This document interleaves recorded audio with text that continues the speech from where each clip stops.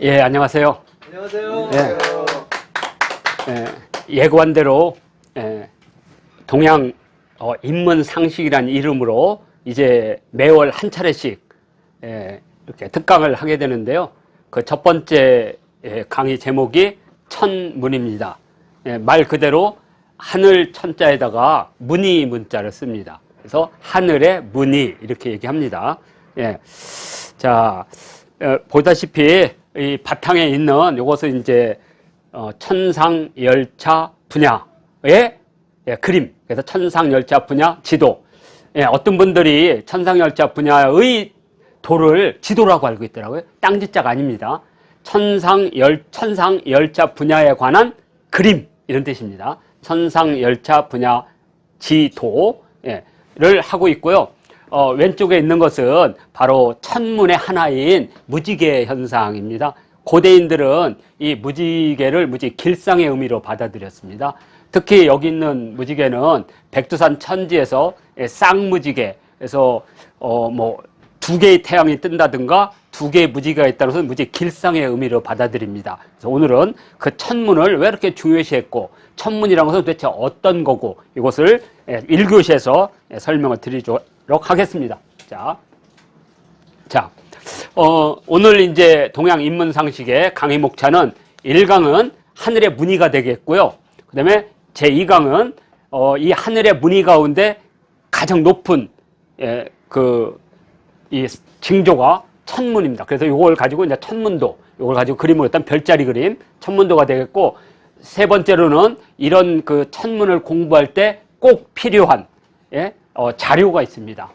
그래서 이것을 천문 자료라고 불렀고요. 그리고 다음에는 뭐 박물관이라든지 세종대왕의 능묘인 영릉 같은 데 가면 과학의기들 있죠. 천문의기라고 부르는 것. 물론 오늘은 하늘을 관측하는 천문의기만 소개하고요. 이 동양 인문상식 두 번째 시간대는 시간을 측정하는 게 있습니다. 가장 알려졌다시피 저번에 우리 경복궁 갔을 때 사정전 앞에 그 있던 앙부일구라든지 일성정시라든지 이런 것들 현주 진암 또는 현주 일구 이런 것들은 다음에 시간 있을 때 시간 할 때 설명해 드리겠습니다. 자, 그러면 제 1강 하늘의 문입니다. 하늘의 문이. 자, 천문이라는 게 뭐냐? 말 그대로 그냥 읽으시면 됩니다. 천문이라는 것은 여기 있구나. 천문은 하늘의 문이다. 이렇게 돼 있죠. 하늘의 문이. 고대인들은 해, 달, 별. 이게 이제 천문 가운데 가장 중요한. 그래서 이걸 삼광이라고 부릅니다. 삼광. 그래서 집을 짓건 뭘 할 때 항상 세 개의 빛이 창을 통해서 들어온 집이 가장 풍수적으로 좋다 그래요. 그래서 항상 용마루에 이제 이렇게 상냥식 할 때 보다 상냥문 쓰죠. 그때 바로 해, 달, 별, 일, 월, 월. 그래서 삼광이 꼭 들어가야 됩니다. 그래서 일, 월, 성. 이게 창문으로 들어오는 집이 가장 좋은 집입니다. 이렇게. 자. 그래서 이걸 중심으로 하늘의 움직임을 표시했는데 이 가운데 또 하나는 일식이라든지 월식이라든지 또는 북극광. 우리 북이 37도에서 38도에는 북극광을 거의 못 봅니다. 근데 북이 41도 이상. 그러니까 지금으로 말하면 국내성 또는 발해의 수도인 상경 용천부 영안이라고 부르거든요. 거기서는 북극광이 관측이 됩니다. 북극광이. 그다음에 태양의 흑점 이런 자연현상, 그리고 번개, 벼락, 천둥, 우박 등 이런 기상현상. 여기에는 무지개가 있죠, 무지개. 그 다음에 상서로운 구름, 경운이라고 하거든요. 또는 색깔이 아주 아름다운 빛, 채광이라고 합니다. 채광. 이런 것들이 바로 천문이 되겠습니다. 그런데 이제 제1강에서는 이 천문의 여러 형태를 보겠지만 2강, 3강, 4강에서는 주로 별자리를 중심으로 설명을 드리려고 합니다. 자, 이것은 갑골문에 있는 한 문장입니다. 이렇게 개유일의 정함은 이것은 이제 이렇게 점을 치는 무당이란 뜻입니다. 그러니까 지금 요 글자가 이렇게 세 발 달린 솥을 말하는 거고 이게 바로 전복을 치는 신단수의 나무죠. 생명수라고도 부르는 생명수의 가지, 황금가지라고 불렀던 거, 그거. 그래서 이 성씨에서 박씨가 나오는 거죠. 박씨. 샤먼과 관련된. 그래서 이걸 가지고 이렇게 거북이 등껍질이라든지 소의 어깨에 뼈를 놓고 확 하면 쫙 찢어지잖아요. 그 찢어지는 걸 조짐이라고 불렀습니다. 조짐. 조짐. 그래서 이것을 눈으로 보는 걸 징조라고. 눈에 드러난 현상, 눈에 보이는 현상, 징조. 그러니까 징조를 지금 보는 겁니다. 그래서 저녁 때, 그러니까 요거 보면 계율에 물었다. 이날 저녁, 일석, 우식, 또 일식이 있겠습니까? 그래서 가약. 이거 약은 갑굴문에서는 의문문입니다. 그래서 좋은 일일까요? 가. 그리고 이건 안일비자니까 나쁜 일일까요? 그러니까 일식이 또 완 거예요. 저녁 때. 여기 계유년에 일식이. 이날은 같은 거니까 좋은 일 있을까요? 나쁜 일 있을까요? 이렇게 전복을 쳤던 거죠. 이것은 바로 징조를 보기 위해서. 그러니까 일식 같은 것이 오면 큰 변화가 오니까 주로 이제 임금님의 흉과 깊은 관련이 있습니다. 흉과 대부분. 그래서 혹시 이것이 나쁜 징조일까? 좋은 징조일까? 이것을 할 때 이렇게 물어봤던 겁니다. 그러니까 이 우리가 하늘의 어떤 변화를 보는 것 중에 가장 큰 게 이 징조에 대한 전복이었던 거죠.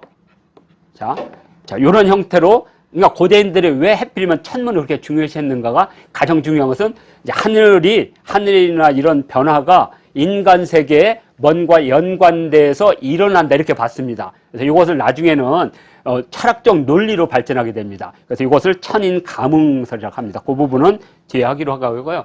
자, 그래서 이것은 한무제 때 이제 동중서가 황제의 정통성과 권위를 만들기 위해서 하늘이 늘 황제에게 어떤 징조를 준다는 거예요. 그래서 황제는 그걸 보고 길하면 백성들에게 펼치고 흉하면 반성하고. 근데 이제 역대 황제 중에 반성한 놈이 없다는 게 중요한 거죠. 거의.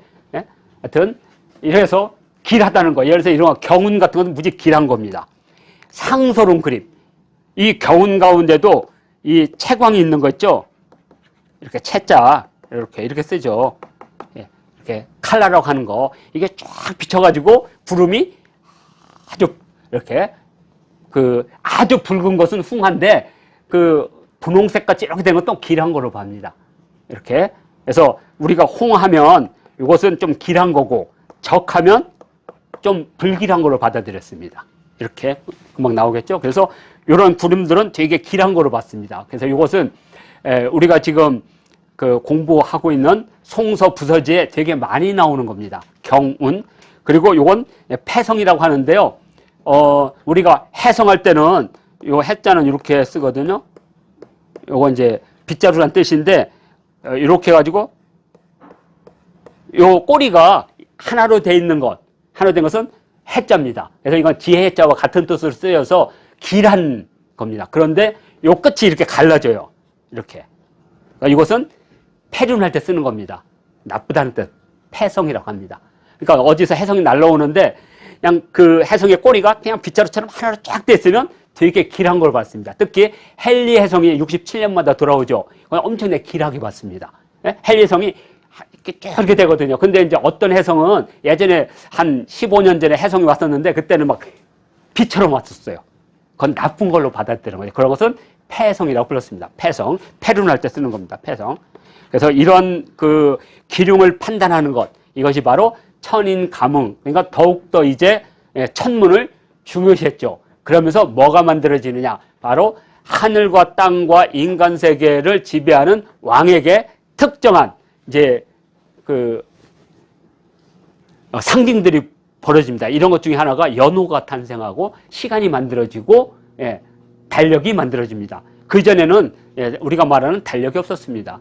그냥 다음 시간에 제가 분명히 시간을 얘기할 때 하겠습니다. 시간과 달력의 차이, 그리고 달력은 어떻게 만들어지는가. 그래서 오늘은 바로 이제 이 천문을 보는 가장 중요한 목적 중에 하나가 징조를 통해서 기륭을 판단하고 이것이 왕의, 군주의 정통성을 상징하기 때문에 봤다. 이렇게 정리를 하겠습니다.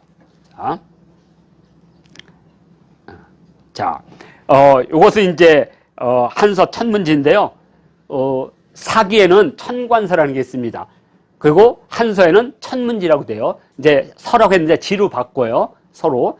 예, 그래서 우리가 이제 삼국사기나 이런 데는 다 지죠. 지리지 이런 식으로. 그래서 한서에도 지리지가 있고 오행지도 있고 천문지도 있는데 그 천문지 가운데 이런 말이 있습니다.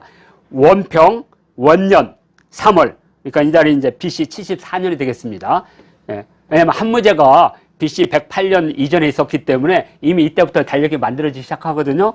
그래서 연호가 원년입니다. 원년 3월, 예, 병술 1에 유성, 요 유성이 이제 해성과 같은 거죠. 비슷한 겁니다. 유성이 익수와 진수, 남방 칠수인 익수와 진수의 동북중에 나타나서 태미원을 치고, 태미원이 있는 자리를 치고 들어간 거죠. 간섭한다는 뜻입니다. 하고 자미궁에 들어간 거예요. 그러니까 이게 별자리를 보게 되면 앞쪽이 천시원이고 뒤쪽이 태미원이거든요. 그러니까 태미원 쪽으로 들어가서 자미원을 친 거예요. 자미원이라는 것은 북극성이 있는 곧 왕궁을 뜻하는 거죠. 거길 친 겁니다. 그래서 이 정인이 말하기를 점을 치면서 말하기를 유성이 자미궁에 들어갔다는 것은 천하가 크게 흉할 것입니다. 그 해 4월 개미 2에 그 임금이 궁거는 임금입니다. 궁거 안가. 그래서 임금이 세상을 떠났다. 왜냐하면 임금님이 술에 탄 거예요. 죽음의 술에. 그래서 임금님이 세상을 떠났다. 그러니까 무지 중요하겠죠. 특히 이제 우리가 북쪽 하늘, 근데 대부분요 유성이 북쪽 하늘 자미궁을 쳐요. 왜 그러냐? 우리가 대부분 북이 35도에서 37도 살고 있거든요. 그러니까 밑에서 오는 해성은 보이질 않아요. 쭉 오다가 어디로 사라져 버렸어. 그런데 북쪽으로 가는 건 대부분 자미궁을 칠 수밖에 없어요. 그럴 때는 막 벌벌 떠는 거죠. 막 벌벌. 이렇게. 그래서 막 그때 막 감옥을 열어서 죄수도 풀어주고 막 곡간을 열어주고 막 이럽니다. 그래야지 임금님이 다시 덕을 쌓아서 다행히 피해간다. 뭐 이런 것들이 기륭을 판단하는 여러 내용 중에 하나가 되겠습니다. 자, 그리고 이제 이 천문, 하늘의 현상으로 만들어지는 것들, 그게 어떤 거냐면, 바로 이제 12개월력이 만들어집니다. 근데 이 12개월은 이제 나중에 시간을 만들 때 하겠지만 상당히 우연적인 요소가 있습니다. 왜 우연적인 요소가 있냐면 세 가지가 다 우연적인 요소가 있어요. 자, 해가 가장 짧은 동지부터 시작해서 해가 가장 길은 하지까지 대략 이걸 태양년이라고 하는데 약 365일이 걸립니다. 그런데 이제 달은 29.2455일 정도로 사기 시작되거든요. 사구월이, 상망이. 그러면 요게 대략 12번 정도 갈 때 360일에 근접해요. 이게 뭐냐면 354일이에요. 이걸 태음년이라고 합니다. 그러니까 요 11일 차이가 남죠. 이것은 이제 나중에 우리가 달력할 때 윤달을 할 때 설명하지만 대략 그래서 11일 차이가 있기 때문에 이건 약간 차이가 나는데 태음년과 태양년과 거의 비슷한 곳 중에 하늘의 별자리 가장 중요하다 그랬죠. 하늘의 별자리가 그때 바로 일, 월, 성이라고 있죠. 이때 이 성에 표준별이 있습니다. 이게 목성이거든요. 그래서 목성을 우리가 세성이라고 하는 겁니다. 세성. 근데 이 목성이 11.87년이에요. 11.87년마다 우주에 한 바퀴 돌아와요. 그러니까 대략 12죠. 그러니까 전체적으로 1태양년은 정확합니다. 그림자가. 이것은 뭐 이렇게 태양이 줄어들고 커진 거 없어요. 그러니까 대략 가장 그림자가 짧은 것부터 가장 그림자가 짧은 하지부터 그림자가 긴 동지까지가 대략 365일이에요. 그때 달이 상망을 해서 29.5 하면 12번 돌 때, 그러니까 비슷비슷하죠. 그러다 보니까 12를 기준으로 하는 원력법이 만들어지게 됩니다. 그리고 이 목성의 12주기에 맞춰서 각각의 해에 이걸 우리가 우리 많이 했죠. 유세차 할 때 세차. 그 세차의 그 목성이 어느 별자리 위치에 왔느냐. 이것을 우리가 천상 열차 분야 지도할 때 그 열차입니다. 예, 이렇게 펼쳐져 있는 순서. 그래서 그 12개의 문이 차고 아래쪽에 그게 그 적용되는 땅에 그 위치가 분야입니다. 그러니까 하늘의 어떤 위치에서 벌어지는 일은 땅에 어디에서도 징조가 온다는 열차와 분야인데 바로 목성이 올 때 그 문이 열리는 거예요. 그때 태어난 생명, 그걸 쥐띠, 자축, 인묘, 진사오면서 12띠로 만든 겁니다. 12띠. 그러니까 이런 것들이 전부 목성과 천문과 깊은 관련을 맺고 있다는 거. 이건 시간을 할 때 다시 설명하고요. 또 하나는 해와 달이 사실은 크기가 40배 차이거든요. 태양이 달보다 40배가 큽니다. 근데 이것도 우연이라 그래요. 왜냐하면 지구에서 태양까지 거리와 지구에서 달의 거리를 계산하면 약 40배예요. 그렇기 때문에 크기가 거의 비슷하게 보입니다. 그래서 음양론이 탄생했다고 보는 거예요. 세상 만물을 보니까 태어나면 죽고, 그죠? 자라나면 열매를 맺다 나중에 잎사귀가 떨어지고 하는 이 변화를 보니까 음과 양이라는 큰 두 개의 흐름으로 보더라 이거죠. 그래서 이것을 보니까 이것이 태양과 달의 크기와 같기 때문에 음양론이 탄생했다 이렇게 보고 있거든요. 왜냐하면 음양이라는 게 해와 달을 뜻하는 의미니까. 그리고 우리가 육안으로 볼 수 있는 것, 육안으로 볼 수 있는데 수많은 별들은 움직이지 않는데 별들은 안 움직여요. 거의 고정됩니다. 내가 살아있는 한은. 수백 년이 지나면 좀 위치가 바뀌지. 북극성이 위치가 바뀐 거 해봤자 7도밖에 안 바뀌어서 4,000년 동안. 최초로 관측한 연도부터 지금 4,000년 됐는데 겨우 7도. 근데 7도라는 게 많은 우주에서는 거의 변화가 없어요. 이렇게. 여기서 7도가 크지만. 자, 그래서 육안으로 볼 수 있는 게 5개의 별이 있었던 거죠. 근데 그 5개의 별은 평상시는 안 보이는데 지구의 반대편에서 해에 빛을 받아보면 혹성이라고 부르는, 그래서 수성, 금성, 수금, 목, 화, 토, 지구 있고, 그래서 5개의 별이 육안으로 보이더라 이거죠. 그래서 그 육안이 햇빛을 받으면서 반짝하니까 그 5개가 어떤 특정한 빛의 역할이 있다고 본 거죠. 그래서 오행이 탄생하게 되는 거죠. 이렇게. 자, 그래서 음양, 오행과 같은 것들도 다 천문과 관련이 있다. 이렇게 보고 있는 겁니다. 뭐 이거 사실은 중요한 게 아닙니다. 고대인들의 사유 체계 속에 그렇게 있는 거죠. 사물을 보고 오행의 원리를 발견하기가 쉽지 않습니다. 무슨 뜻이냐면 우리가 어떤 사물을 볼 때 거시적인 걸 보고 그걸 보고 미시적인 것을 찾는 것이지 미시적인 걸 보고 거시적인 걸 만들지는 않습니다. 항상. 사물을 보고 음양을 판단하는 게 아니라 해와 달이 늘 우리 삶을 관찰하니까 밝은 낮과 어두운 밤이 있을 때 2개를 비춰주는 해와 달과 그리고 그 사이에 5개의 별이 은은하게 있는 걸 보면서 아, 저것들이 우리 삶 속에 있어서 해와 달의 변화로 5개의 작은 변화들이 생겼을 것이다. 특징들이 단단해지는 거, 이렇게 뻗어가는 거, 흘러가는 거, 뭐 이런 것들. 그다음에 뭉치는 거, 성질이 있으니까 그것을 단지 한자로 목화, 토, 금수라고 부르는 거죠. 사물의 변화 과정을. 그리고 서양에서는 지수, 화풍이라고 봤던 거죠. 지수는 눈으로 보이는 거, 화풍은 눈에 보이지만 사라지는 거. 2개의 음적인 존재와 2개의 양적인 존재로 해서 그리스 철학이 탄생하듯이 우리는 오행이라는 사유체계가 탄생하는 것도 다 천문과 관련이 있다. 이렇게 보는 겁니다. 이렇게 현재까지는 뭐 큰 문제 없으시죠?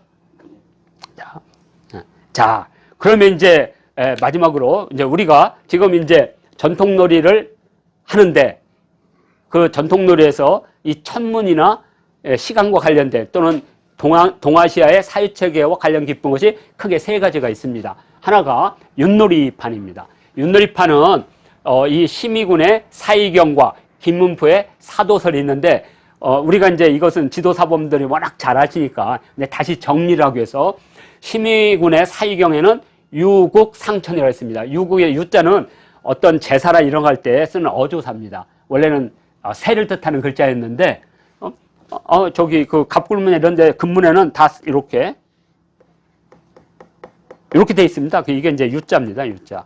이렇게. 자, 그래서 여기 보면 하늘을 본땄다 이거죠. 하늘. 그러니까 요시 지금 이건 네모나지만 원래 둥근 거. 그러니까 이건 이제 하늘을 본뜬 거죠. 그리고 뭐라고 했냐면 중작 추구. 가운데 있는 것은 예, 하늘의 기둥 위에 있는 것.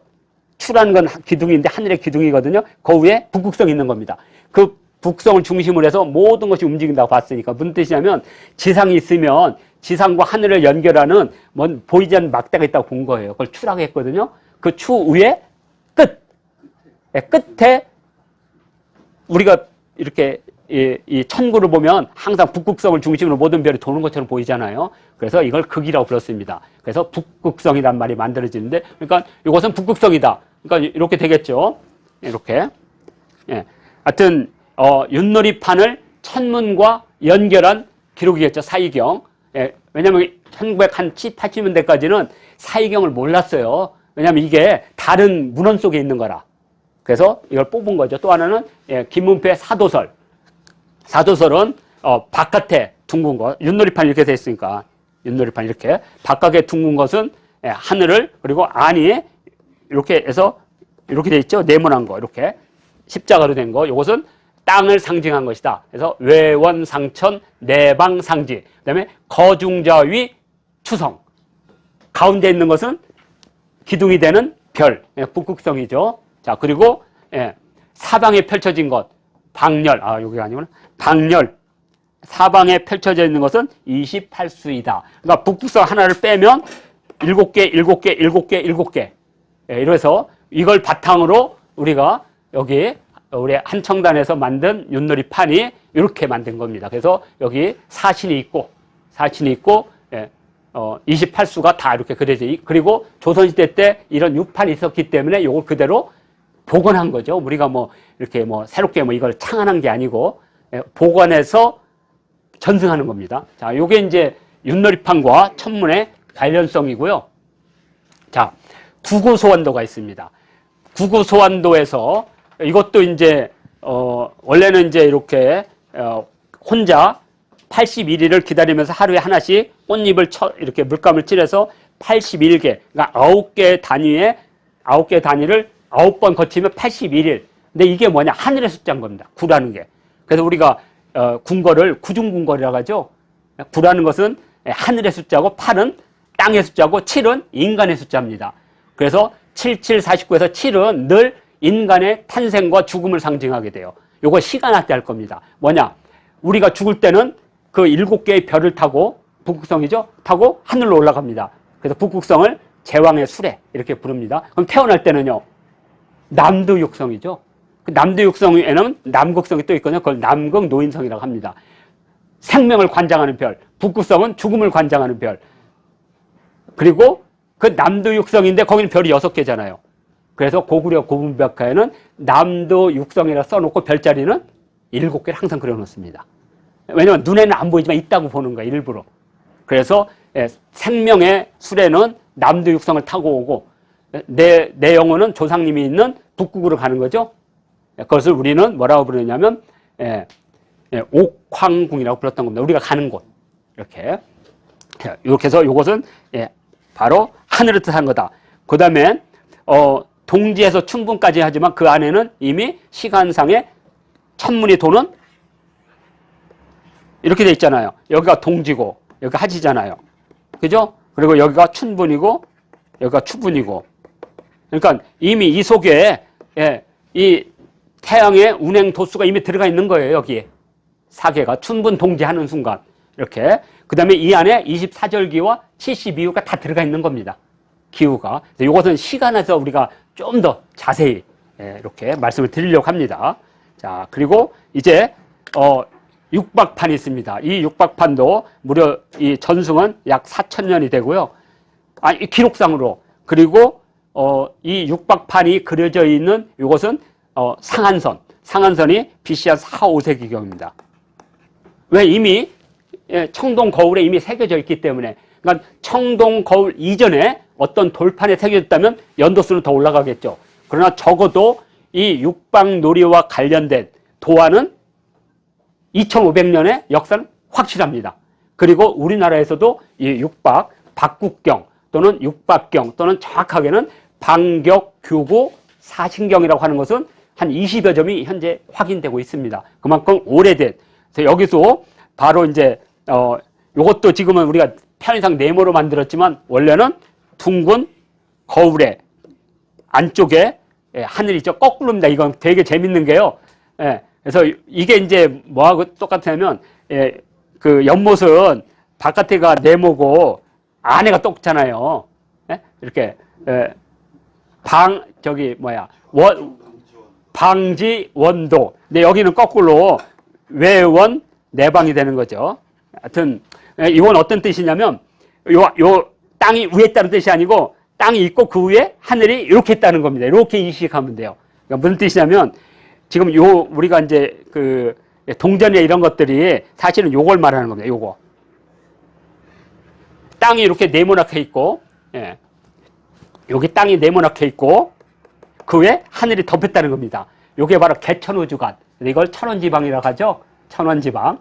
그래서 이게 자칫 잘못하면 오해를 할 것 같아. 왜냐면 바깥에가 땅이고 안에가 하늘이라고 생각, 그게 아니고 이 땅이 밑에 있고 위에 하늘이 덮여 있는 걸로 보시면 됩니다. 그러니까 큰 문제가 없죠. 그러면 여기에 별이 이렇게 있는 겁니다. 이렇게 별이 그려져 있는 거예요. 그래서 우리가 이렇게 육안으로 볼 수 있으면 이 별을 4개로 쪼개면 봄, 여름, 가을, 겨울에 보이는 것들이 요 정도에 있는 별들이 봄, 여름, 가을, 겨울만 보여요. 왜냐면 지구가 기울어졌기 때문에. 그리고 이 북쪽에 있는 것은 365일 보이는 거죠. 하여튼 이렇게 돼서 천원지방이 있고 또 우리가 그 하늘로 올라가려면 사신이 있으니까 이거 바로 하늘의 별자리. 당연히 이 안에는 땅의 12지와 하늘의 12지. 그러니까 하늘의 시간이 12개고 그래서 어떻게 보면 요 바깥에 12개와 요 안에 그러니까 여기 이게 T자로 되어 있는 거죠. 이렇게 되어 있는 거. 요게 12개거든요.